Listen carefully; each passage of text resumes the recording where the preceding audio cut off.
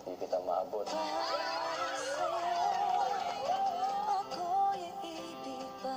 Si Luis, nagpasimuno naman ng mga hugot lines. Pabili. Ano po? Electric fan. Ano klase? Yung steady lang, yung hindi lumilingon sa iba.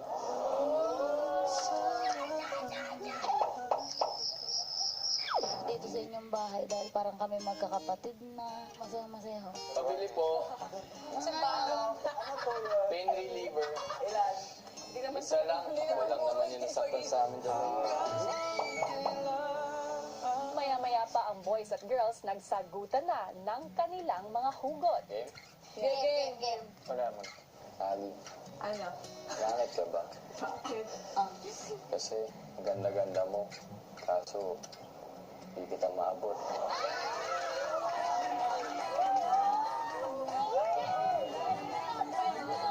Luis, kandila ka ba? Kasi habang lumiliwanag ka, unti-unting natutunaw ang puso.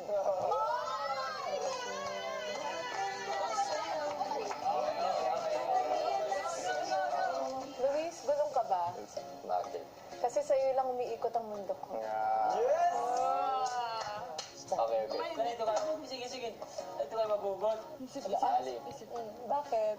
mapa ka ba? Bakit? Yan! Ikaw nagbibigay ng direksyon sa buhay ko eh.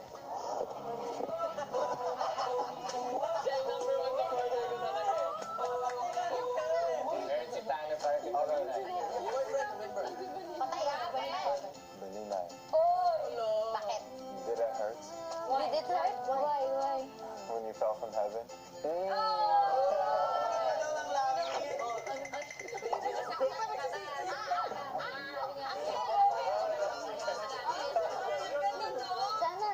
Sana? Saan ka ba? Ayupo. Bakit? Mahal kita eh.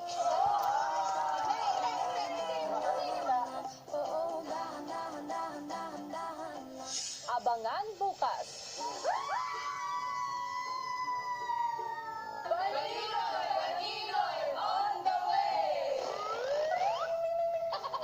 Welcome sa bahay. Parang ngayon lang kita nakita. Sa nagpolpo. Nagtitimbang ko ng ilog. May Batanggenyo pala sa ano. Another pose. Okay, go. Your turn.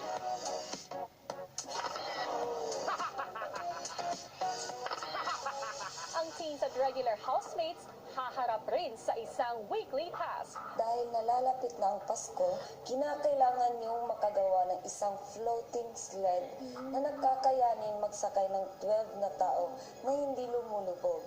Kayo ay mahahati sa dalawang grupo. Ang mga grupo ay hindi maaaring magsabay sa paggawa ng weekly task. Hindi nila gagawin yung mga yun. Sinabi nila na enough na yan. I don't think